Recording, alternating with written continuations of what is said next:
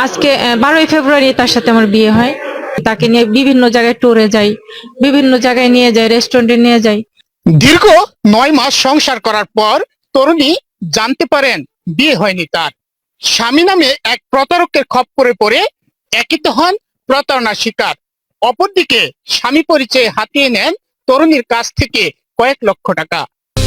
বিয়ে করে স্বামীর সাথে সংসার করেন 9 মাস, করেন হানিমুন, বিভিন্ন দর্শনীয় স্থানে ভ্রমণ সহ সকল ধরনের আড্ডা ও অনৈতিক কর্মকাণ্ড। কিন্তু দীর্ঘ 9 মাস অতিবাহিত হওয়ার পর কনে জানতে পারেন স্বামী ছিল না সেই যুবক। নকল কাজের মাধ্যমে নকল কাবিননামা তৈরি করে গড়ে তোলেন এমন অনৈতিক সম্পর্ক। ইমরানের কাছে যাবে, তো তারা আগে থেকে প্ল্যান করছে, হয়তো এটা আমি বুঝতে পারি নাই। তো সেখানে নিয়ে যায় আমাকে। পরে আমরা খোঁজ খবর নিয়ে দেখছি আসলে ইমরান কাজী না, তার বাবা কাজী, কিন্তু সে বিয়ে পড়াইছে। আসলে এটা বিয়ে ছিল না, সে কাজী যদি না হয় তাহলে বিয়ে তাহলে কিভাবে হয়েছে? এটা তো বিয়েই না। তারা আমার সাথে আসলে প্রতারণা করছে 3 জন মিলে। এখন আমি প্রতারণার শিকার, আমি একটা চিটিং এ ফেঁসে গেছি। এটার জন্য আমি এদের শাস্তি চাই। তরুণীর অভিযোগ, অর্থ হাতিয়ে নিতে আর অনৈতিক সম্পর্ক স্থাপন করতেই গেল বছরের 12ই ফেব্রুয়ারি তারিখে ফুলপুর উপজেলা সদরে একটি অজ্ঞাত স্থানে বিয়ের নাটক সাজান ময়মনসিংহের হালুয়াঘাট উপজেলার কুমারগাতি গ্রামের যুবক আইনাল হক। কনে একই উপজেলার ধনভাঙ্গা গ্রামের এক তরুণী।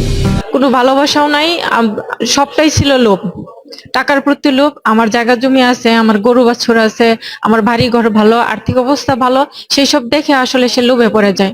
তরুণীর অভিযোগ, স্বামী সেজে আইনাল হক হাতিয়ে নেন 2 লক্ষাধিক টাকা। নতুন করে আরো 10 লক্ষ টাকার দাবি করলে আইনালের উপর সন্দেহ সৃষ্টি হয় তরুণীর।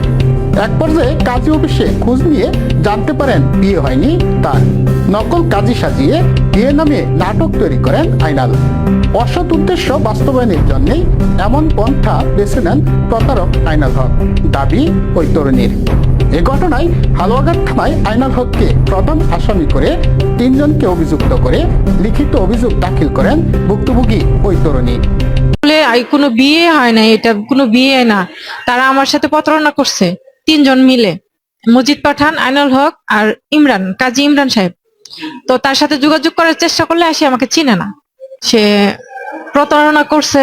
বিয়ে করার পরে আমার থেকে 2-2.5 লাখ টাকা খায়।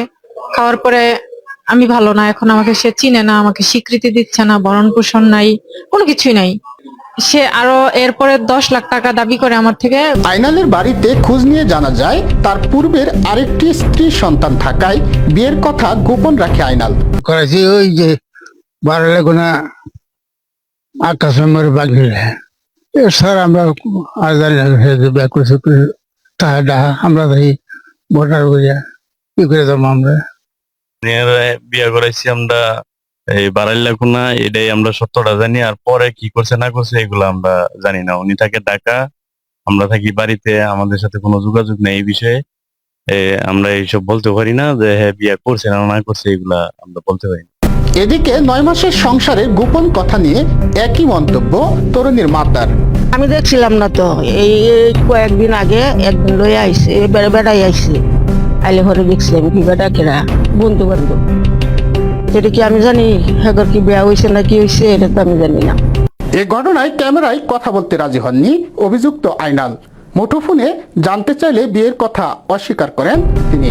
তবে হুজুরের মাধ্যমে বিয়ে করা হয় বলে জানান অভিযুক্ত আইনাল হক। আপনি কি রেজিস্ট্রি করছেন ওই যে কাজের মাধ্যমে? না না, রেজিস্ট্রি করা হয়নি। ইয়ার মাধ্যমে আর কি, হুজুরের মাধ্যমে? হ্যাঁ, এটা পরবর্তীতে রেজিস্ট্রি করার কথা ছিল কিন্তু করা হয়নি। আপনি বিয়ের নাটক সাজিয়ে তরুণীর সর্বস্ব লুটে নেন কাজী পরিচয় দানকারী এক প্রতারক ও স্বামী পরিচয় দানকারী আইনাল হক সহ সংঘবদ্ধ একটি চক্র। এই ঘটনায় দৃষ্টান্তমূলক শাস্তি নিশ্চিত করা হবে, এমনটাই দাবি ভুক্তভোগী ওই তরুণীর। ময়মনসিংহের হালুয়াঘাট থেকে ওমর ফারুক সুমন, আনন্দ টিভি।